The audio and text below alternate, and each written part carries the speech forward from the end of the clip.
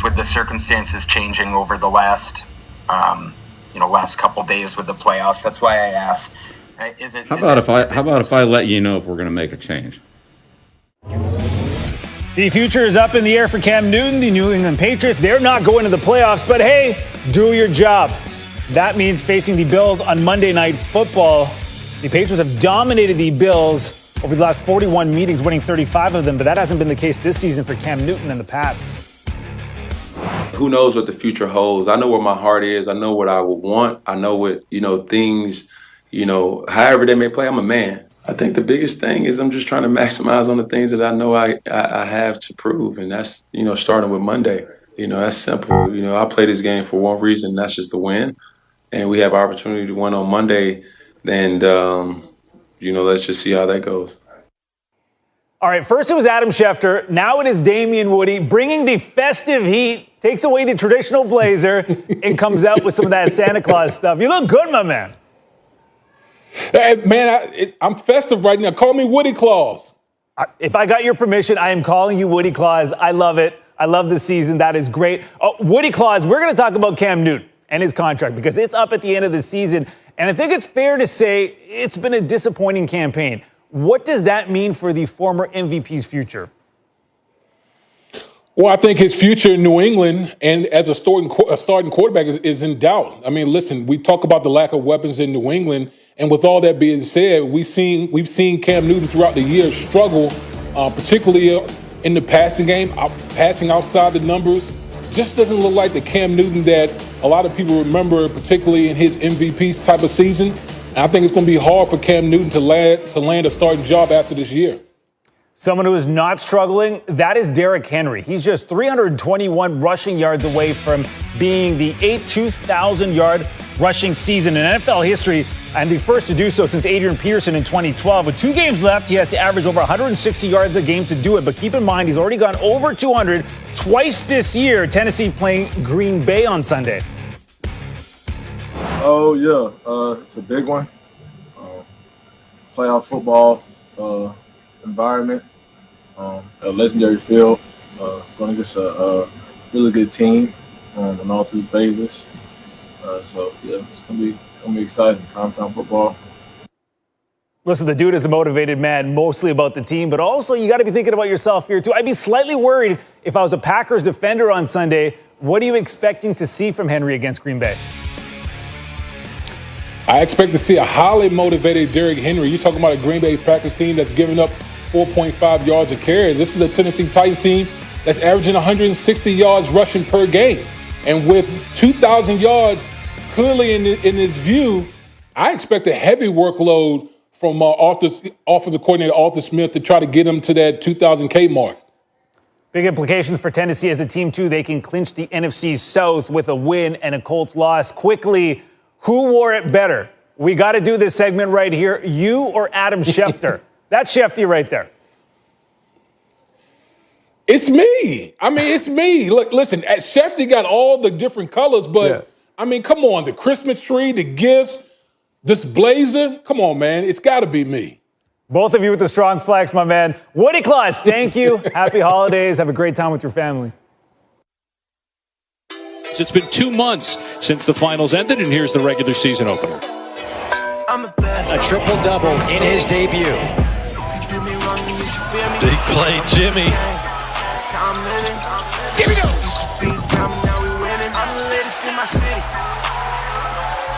Will it count? Run, buddy, run!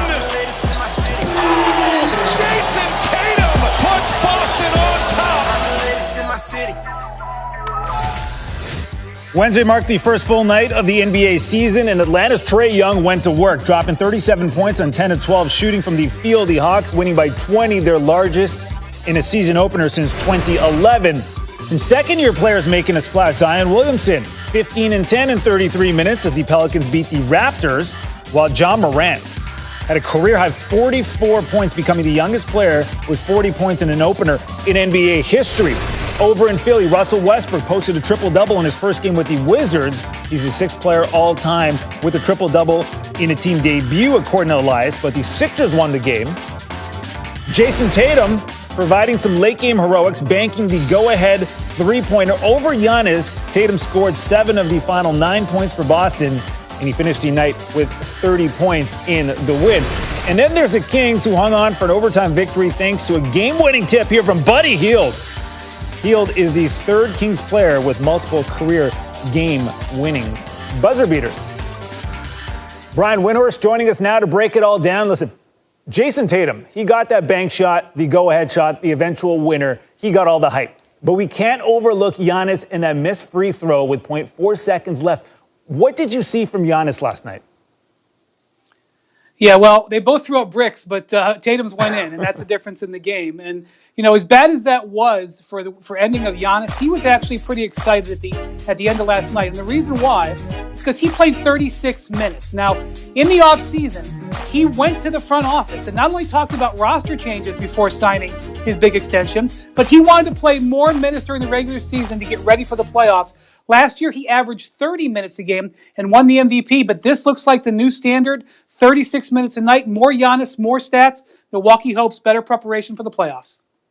Yeah, big expectations for Giannis, big expectations for the Sixers this year, too. They beat Russell Westbrook and the Wizards in his debut. What did you take away from that contest? This was the kind of game that Joel Embiid has been wanting for a long time. They were behind going into the fourth quarter. They cleared out the floor with shooters, and they just fed him the ball over and over and over. At one point, they went to him on 5 consecutive possessions on the left block. He scored 15 points in the fourth quarter of his 29.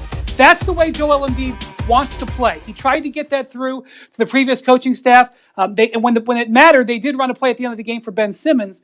But this is, the new regime in Philly has been focused on Joel Embiid from the start, and right out of the gate, they focus on him at the end of the game. Yeah, dominant in that contest, 29 points, 14 rebounds. And aside from Houston and OKC and that game being postponed, each team in the league has played one game, but not every team has had the same approach. How so? Yeah, when you watch these teams, just with the unusual nature of the start of this season, different teams are on different tracks. And the teams that have prioritized getting off to a fast start are very clear. The New Orleans Pelicans with a terrific win in Tampa last night.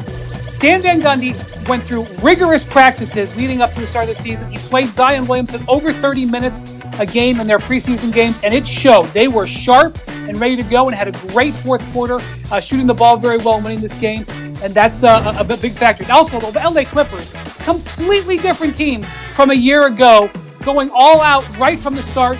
We've seen Kawhi Leonard playing the first quarter and Paul George playing the fourth quarter like they should have been playing the playoffs last year.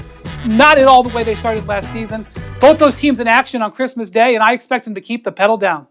Yeah, it'll be interesting to see what the Clippers do against the Nuggets. Definitely some bad blood there after what happened last year in the playoffs and the semis. Thank you, Brian, and happy holidays. All right, still ahead with the 2020 Heisman Trophy finalists set to be revealed tonight on ESPN. One final exam for the top candidates' chances to win college football's highest honor. Plus, the Christmas Day keys for LeBron and the Lakers, Kawhi and the Clippers, and